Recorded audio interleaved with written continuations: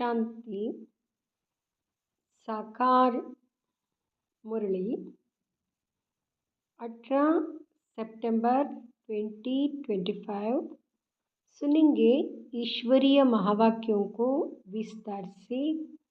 मीठे बच्चे, जब तुम फूल बनेंगे तब यहाँ भारत कांटों के जंगल से संपूर्ण फूलों का बगीचा बनेगा। बाबा आया है तुम्हें फूल बनाने। प्रश्न, मंदिर लायक बनने के लिए किन बातों पर विशेष ध्यान देना है? उत्तर, मंदिर लायक बनना है तो चलन पर विशेष ध्यान दो।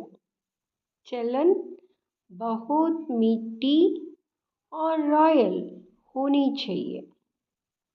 इतना मीठापन हो जो दूसरों को उसकी महसूसता आए। अनेकों को बाप का परिचय दो।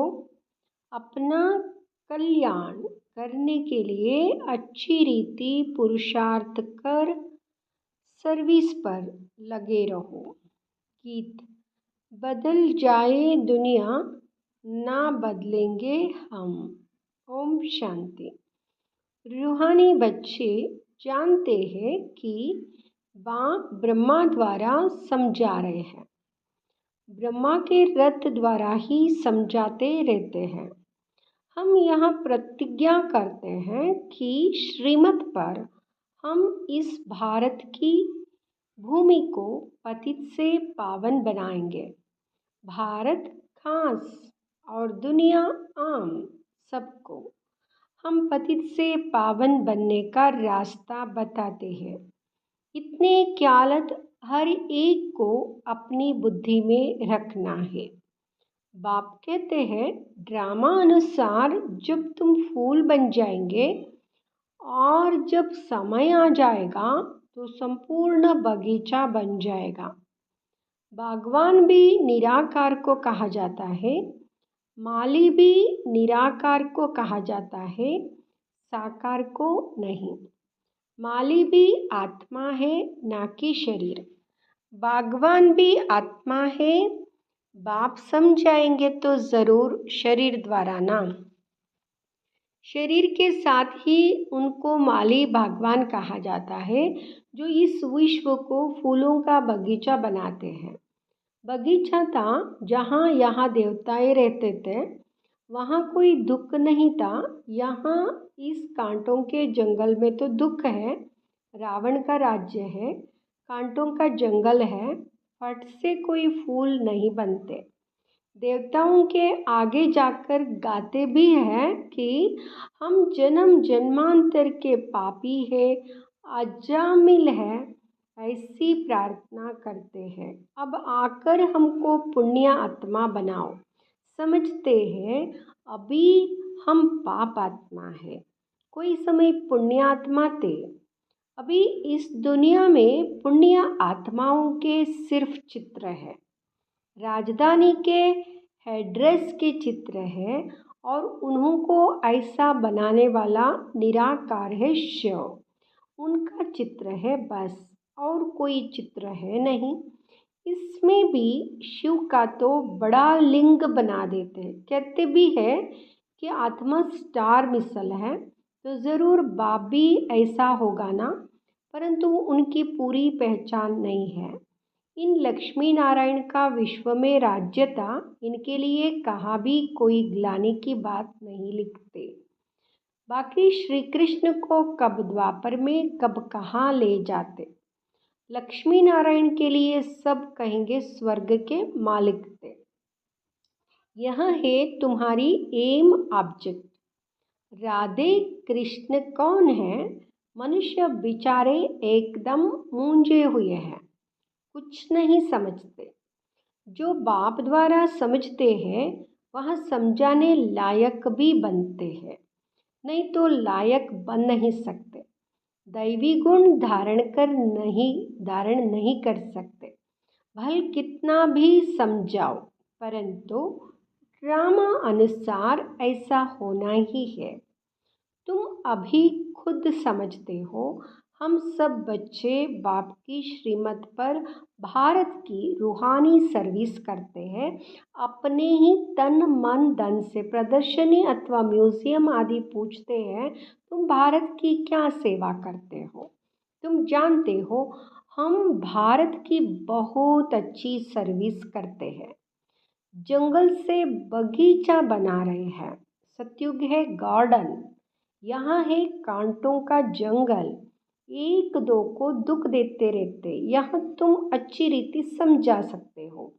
लक्ष्मी नारायण का चित्र भी बहुत अच्छा बनाना चाहिए। मंदिरों में बहुत खूबसूरत चित्र बनाते हैं। कहाँ गोरा कहाँ सावरा चित्र बनाते, उनका क्या राज है यह भी समझते नहीं। तुम बच्चों को अभी यहाँ सारा ज्ञान है। बाप कहते हैं, मैं आकर सबको मंदिर लायक बनाता हूँ, परंतु सब मंदिर लायक नहीं बनते हैं। प्रजा को तो मंदिर लायक नहीं कहेंगे ना।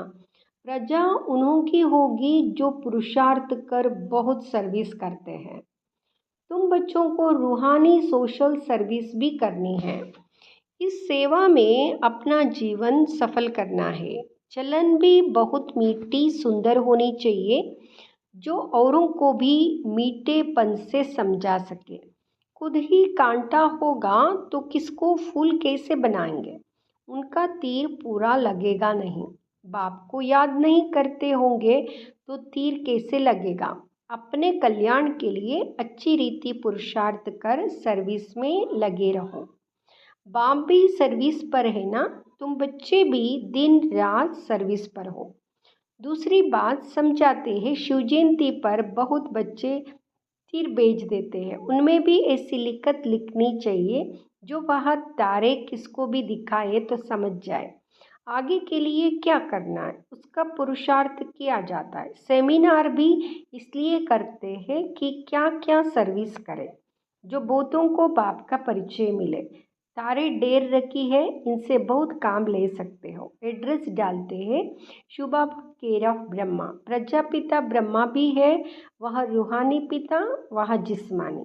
उनसे जिस्मानी रचना रची जाती है। बाप है मनुष्य सृष्टि का रचता। कैसे रचना रचते हैं या दुनिया भर में कोई नहीं जानते। बाप ब्रह्मा द्वारा अब नई रचना रच रहे हैं। ब्राह्मण चोटी, पहले पहले ब्राह्मण जरूर चाहिए। विराट रूप की है यह चोटी। ब्राह्मण देवता क्षत्रिय वैश्य शूद्र, पहले शूद्र तो नहीं हो सकता है। ब्रह्मा द्वारा ब्राह्मण रचक कैसे, किस द्वारा रचेंगे? तुम बच्चे जानते हो कैसे नई रचना रचते हैं।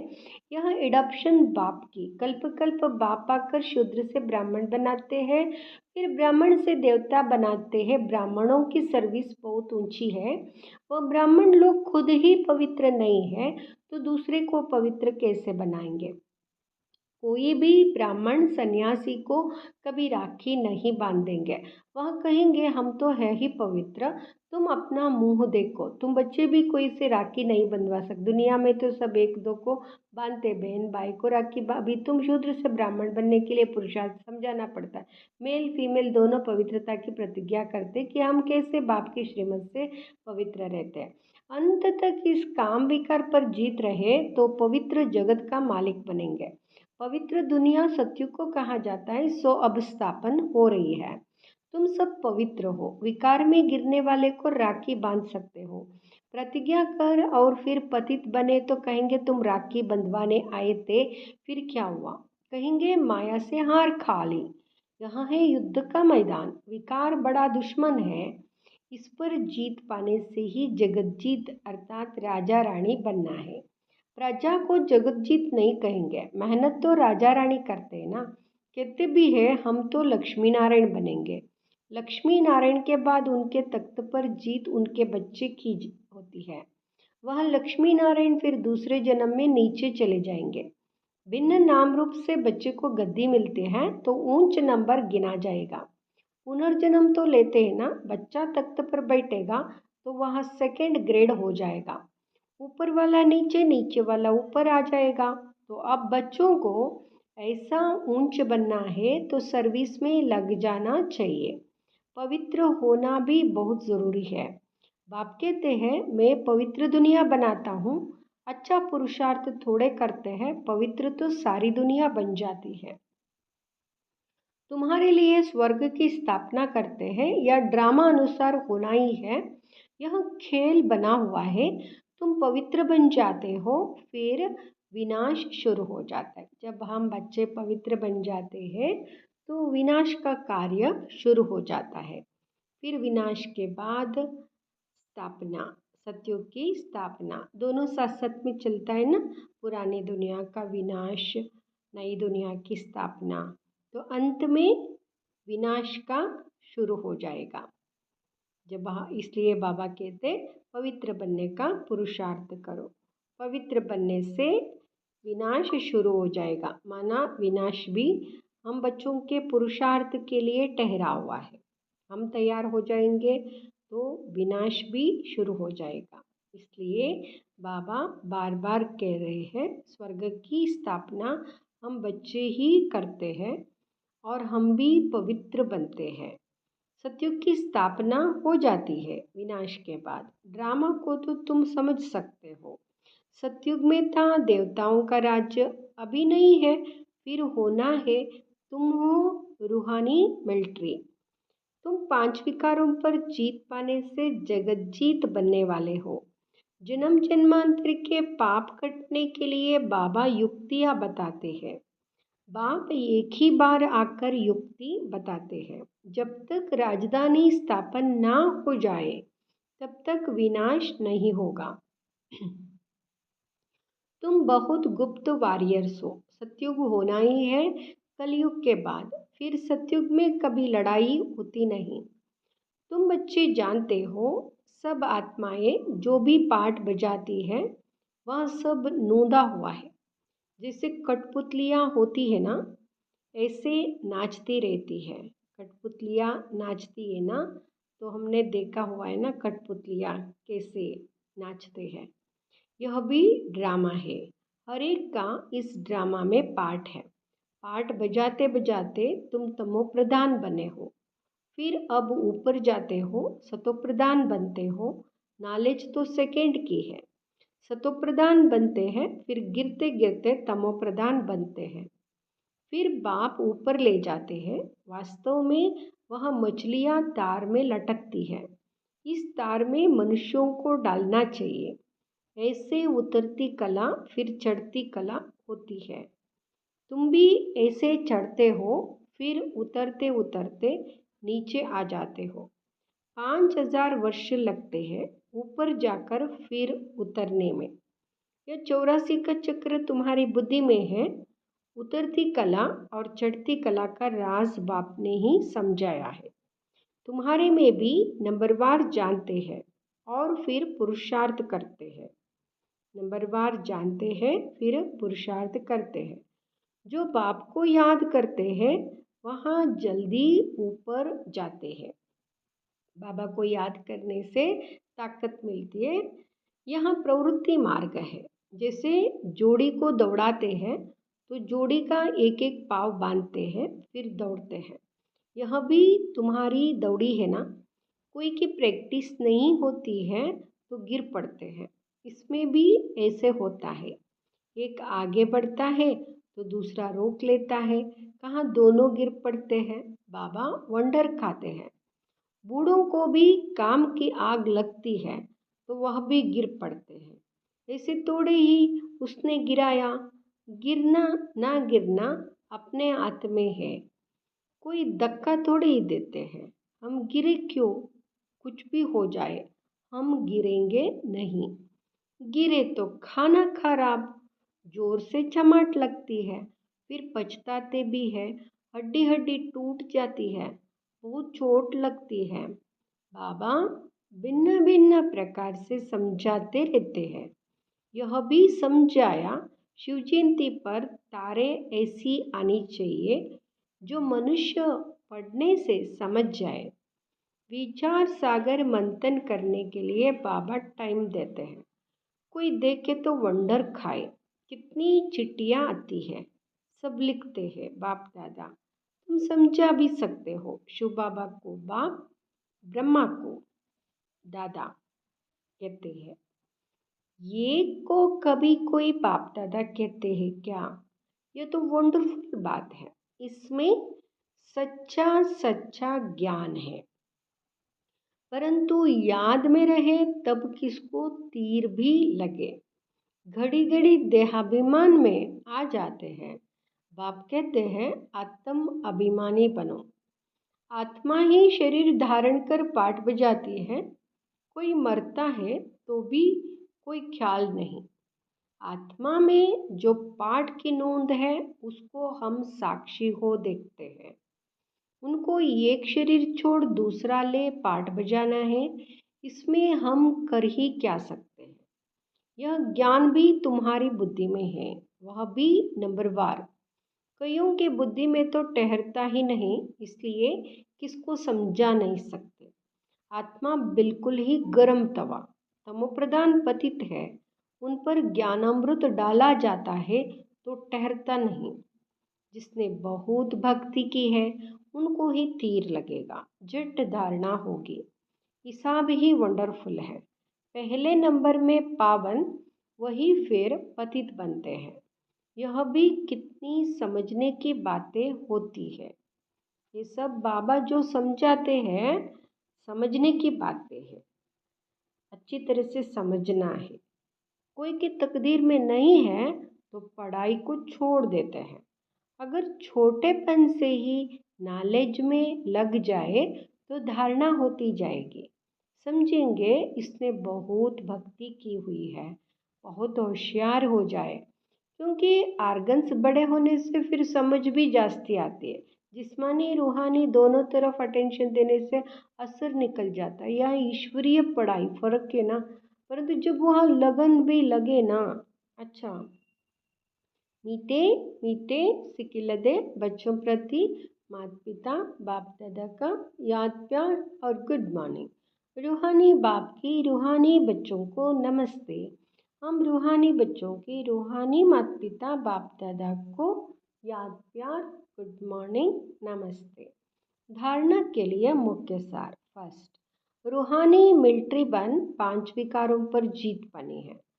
पवित्र जरूर बनना, श्रीमत पर भारत को पावन बनाने की सेवा करनी है। दूसरा, इस बेहद नाटक में हर पार्ट आत्म अभिमानी होकर बजाना है।